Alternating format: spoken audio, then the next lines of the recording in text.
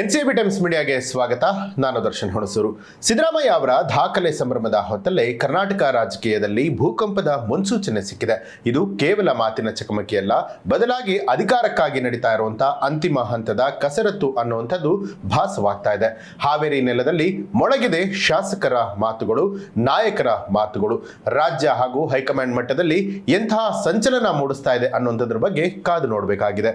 ಸಿದ್ದರಾಮಯ್ಯ ಅವರು ಕುರ್ಚಿಯನ್ನ ಬಿಟ್ಟುಕೊಡೋದಕ್ಕೆ ಸಜ್ಜಾದ್ರ DK Shivakumar CM ಆಗೋದು ನಿಶ್ಚಿತಾನ? High command ನಿರ್ಧಾರ ಏನಿದೆ? ಅಷ್ಟಕ್ಕೂ ಹಾವೇರಿಯಲ್ಲಿ ನಡೆದಿದ್ದಾದ್ರೂ ಏನು ಅನ್ನುವಂಥ ಸ್ಪೆಷಲ್ ರಿಪೋರ್ಟ್ ಇಲ್ಲಿದೆ ನೋಡಿ. ಕುರ್ಚಿ ಬಿಡಲು ಸಿದ್ಧರಾದ್ರ ಸಿದ್ದರಾಮಯ್ಯ. ಹಾವೇರಿಯಲ್ಲಿ ಅಚ್ಚರಿ ಹೇಳಿಕೆ ನೀಡಿದ್ಯಾಕೆ? ರಾಜ್ಯ ರಾಜಕಾರಣದ ಚದುರಂಗದ ಆಟದಲ್ಲಿ ಈಗ ಮಹತ್ವದ ತಿರುವೊಂದು ಎದುರಾಗಿದೆ. ಒಂದೆಡೆ ಅಹಿಂದ ನಾಯಕ, ಜನಪ್ರಿಯ ನಾಯಕ ಸಿದ್ದರಾಮಯ್ಯ ಅವರು ಸುದೀರ್ಘ ಕಾಲ ಮುಖ್ಯಮಂತ್ರಿಯಾಗಿ ಆಡಳಿತ ನಡೆಸಿದ ದೇವರಾಜ ಅರಸು ಅವರ ದಾಖಲೆಗಳನ್ನ ಬ್ರೇಕ್ ಮಾಡಿದ್ದಾರೆ.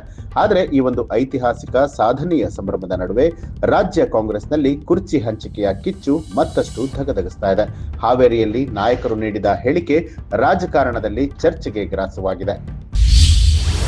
ಇನ್ನೆಷ್ಟು ದಿನ ಇರ್ತೀನೋ ಗೊತ್ತಿಲ್ಲ ಅಂದ್ರು ಸಿಎಂ. ವೈರಾಗ್ಯದ ಮಾತಾ ಅಥವಾ ಸಹಮತದ ಮಾತಾ? ಇಷ್ಟು ದಿನ ನಾನೇ ಸಿಎಂ ಅಂತಿದ್ದ ಸಿದ್ದರಾಮಯ್ಯ ಅವರು ಆಗಾಗ ಹೈಕಮಾಂಡ್ ಹೇಳೋವರೆಗೂ ನಾನೇ ಸಿಎಂ ಅಂತ ಹೇಳ್ತಾ ಇದ್ರು. ಆದ್ರೆ ಇದೀಗ ದೇವರಾಜ ಅರಸು ಅವರ ದಾಖಲೆ ಮುರಿದ ಬೆನ್ನಲ್ಲೇ ಸಿದ್ದರಾಮಯ್ಯ ಹೊಸ ಬಾಂಬ್ ಸಿಡಿಸಿದ್ದಾರೆ.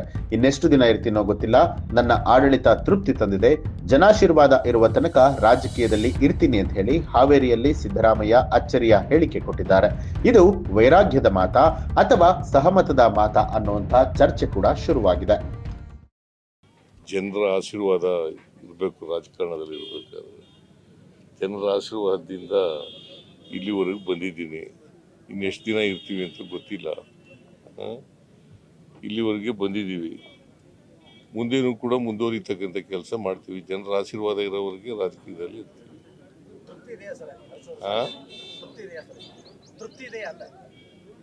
ನನ್ನ ಆಡಳಿತ ತೃಪ್ತಿ ಇದೆ. World power is world power. ಮತ್ತೆ ಕೊಟ್ಟ ಮಾತಿನ ಅಸ್ತ್ರ ಬಿಟ್ರ ಡಿಕೆ. ಹಾವೇರಿಯಲ್ಲಿ ಇನ್ನೆಷ್ಟು ದಿನ ಇರ್ತೀನೋ ಗೊತ್ತಿಲ್ಲ ಅಂತಿದ್ದಾರೆ ಸಿಎಂ ಸಿದ್ದರಾಮಯ್ಯ. ಇದೇ ಹಾವೇರಿಯಲ್ಲಿ ಮಾತನಾಡಿರುವಂತಹ ಡಿಸಿಎಂ ಡಿಕೆ ಶಿವಕುಮಾರ್ ಅವರು world power is world power ಅನ್ನುವಂಥ ಮಾತನ್ನ ಪುನರುಚ್ಚಾರ ಮಾಡಿದ್ದಾರೆ. ಸಿದ್ದರಾಮಯ್ಯ ದೀರ್ಘಕಾಲ ಸಿಎಂ ದಾಖಲೆ ಬರೆದ ದಿನವೇ ಡಿಕೆಶಿ ಈ ರೀತಿಯಾಗಿ ಹೇಳಿದ್ದಾರೆ. ಕೊಟ್ಟ ಮಾತು ಉಳಿಸಿಕೊಳ್ಳೋದೇ ಜಗತ್ತಿನ ದೊಡ್ಡ ಶಕ್ತಿ. ನುಡಿದಂತೆ ನಡೆದರೆ ಮಾತ್ರ ನಾವು ನಾಯಕರಾಗಿ ಅನ್ನಿಸ್ಕೊಳ್ತೀವಿ ಅಂತ ಹೇಳಿದ್ದಾರೆ. ನಾನು ಹಿಂದೆ ಹೇಳಿದ್ದೇನೆ, world power is world power ಅಂತ. ಒಂದು ಮಾತು ಕೊಟ್ರೆ ಆ ಮಾತನ್ನ ಉಳಿಸ್ಕೊಳ್ಬೇಕು, ನುಡಿದಂತೆ ನಡಿಬೇಕು. ಆಗ ಮಾತ್ರ ನಾಯಕರು ಅನ್ಸ್ಕೊಳ್ಳಿಕ್ಕೆ ಸಾಧ್ಯ. ನಾವು ರಾಜಕಾರಣದಲ್ಲಿ ನಾವು ಯಾರು ಎಷ್ಟು ದಿನ ಇರ್ತೀವಿ ಅನ್ನೋದು ಮುಖ್ಯ ಅಲ್ಲ. ಇದ್ದಂಥ ಸಂದರ್ಭದಲ್ಲಿ ನಾವು ಯಾವ ರೀತಿ ನಮ್ಮ ಮಾತನ್ನ ನಾವು ನಡ್ಕೊಳ್ತೀವಿ, ಏನ್ ಸಾಧನೆ ಮಾಡ್ತೀವಿ, ಇದು ಬಹಳ ಮುಖ್ಯ. ಸಿದ್ದರಾಮಯ್ಯನೇ ಸಿಎಂ. 2028ರವರೆಗೆ ಸಿದ್ದರಾಮಯ್ಯ ಅವರೇ ಮುಖ್ಯಮಂತ್ರಿ. ಅವರನ್ನ ಕುರ್ಚಿಯಿಂದ ಕೆಳಗಿಳಿಸುವುದು ಸಾಧ್ಯವೇ ಇಲ್ಲ.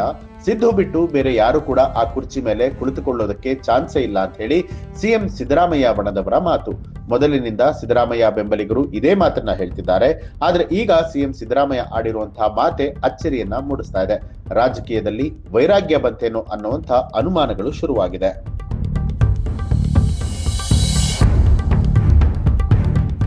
ಸಿಎಂ ಸಿದ್ದರಾಮಯ್ಯ ಎದುರು ಡಿಸಿಎಂ ಡಿಕೆ ಶಿವಕುಮಾರ್ ಆಡಿದಂತ ಆ ಒಂದು ಮಾತು ಡಿಕೆ ಬಣದಲ್ಲಿ ಮತ್ತಷ್ಟು ಶಕ್ತಿಯನ್ನ ತುಂಬಿಸಿದೆ.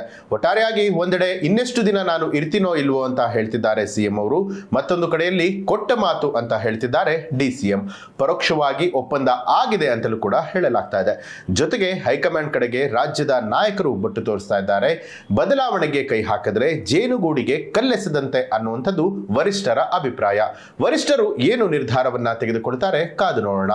ಇಂಥ ಹಲವಾರು ಮಾಹಿತಿಗಳಿಗಾಗಿ ನಿಮ್ಮ ಅನಿಸಿಕೆಯನ್ನ ಕಮೆಂಟ್ ಮಾಡಿ ತಿಳಿಸಿ. ಹಾಗೆ ನೀವಿನ್ನೂ ಕೂಡ ನಮ್ಮ ಚಾನಲ್ ಅನ್ನ ಸಬ್ಸ್ಕ್ರೈಬ್ ಮಾಡಿಲ್ಲ ಅನ್ನುವಂಥದ್ದಾದ್ರೆ ಈಗಲೇ ಸಬ್ಸ್ಕ್ರೈಬ್ ಮಾಡಿ ಬೆಲ್ ಐಕಾನ್ ಒತ್ತಿ.